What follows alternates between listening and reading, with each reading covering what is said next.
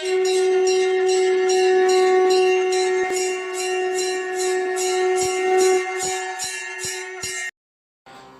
ஸ்ரீ குருப்யோ நம. ஓம் கம் கணபதையே நம. நம்ம ஸ்ரீநிகேதன் வலைதளம் வாயிலாக முருகப்பெருமானுடைய சகசிரநாமத்திலிருந்து தினம் ஒரு நாமாவளியை சிந்திச்சென்று இன்றைய தினம் 759வது நாமாவளியாக ஓம் லோகாத்யக்ஷாய நமஹ. முருகப்பெருமான் அந்த நாமாவளி உலகுக்கெல்லாம் அதிபதியாக இருக்கும் முருகனுக்கு நமஸ்காரம் அப்படின்னு வர்ணிக்கிறது. அதாவது எல்லா உயிருக்கும் ஆதார வஸ்துவாக இருக்கக்கூடியவர் குமார பரமேஸ்வரன். அப்பேற்பட்ட எல்லா உலகங்களுக்கும் தலைவராக இருக்கார். தலைவன் அப்படின்னா அவருக்கு மேல் யாரும் இல்லை. அதனால்தான் பாமன் சுவாமிகள் சொல்லுவார் இல்லையா, நாயகம் ஆனார்க்கெல்லாம் நாயகம் ஆனாய் போற்றி அப்படின்னு. பிரம்மத்துக்கு மேலான சுப்பிரமணிய சுவாமியாக இருக்கார் அப்படின்லாம் பார்த்தோம். அவர் எதுக்காக இந்த பிரபஞ்ச ரகசியங்கள், பிரபஞ்சத்தை பஞ்சகிருத்தியத்தை எப்படியெல்லாம் பண்ணுறார் அப்படின்றதெல்லாம் பார்த்தோம். அப்பேற்பட்ட அந்த இறைவனுடைய அனுபூதிமான்கள் எல்லாம் இறைவனுடைய பராக்கிரமத்தை அழகாக வர்ணிச்சிருக்கா.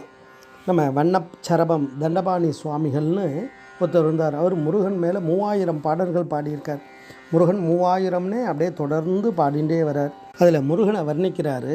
4 விழியுடைய பிரமனார்க்கும், அவருக்கு 4 முகன்றதால 8 கண்கள் இருக்குது அப்படின்றத சொல்கிறார். 7 உலகை உண்டுமிழும் ஈடுள்ளார்க்கும் மகாவிஷ்ணு சொல்கிறார். பெருநாக பணி பூண்ட பரமனார்க்கும் பரமேஸ்வரன் சொல்கிறார்.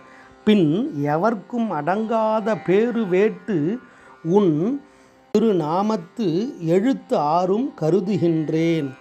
சிகிப்பரிமேல் தோன்றி இலையை திருநீரு ஈவாய் அப்படின்னு அழகாக வர்ணிப்பார்.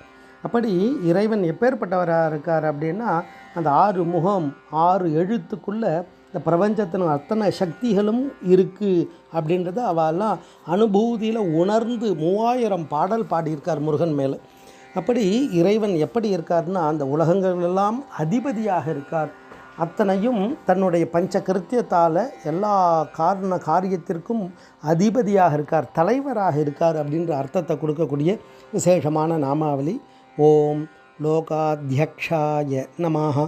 ஸ்ரீ குருப்யோ நமஹ. ஓம் சும் சுப்பிரமணியாய நமஹ.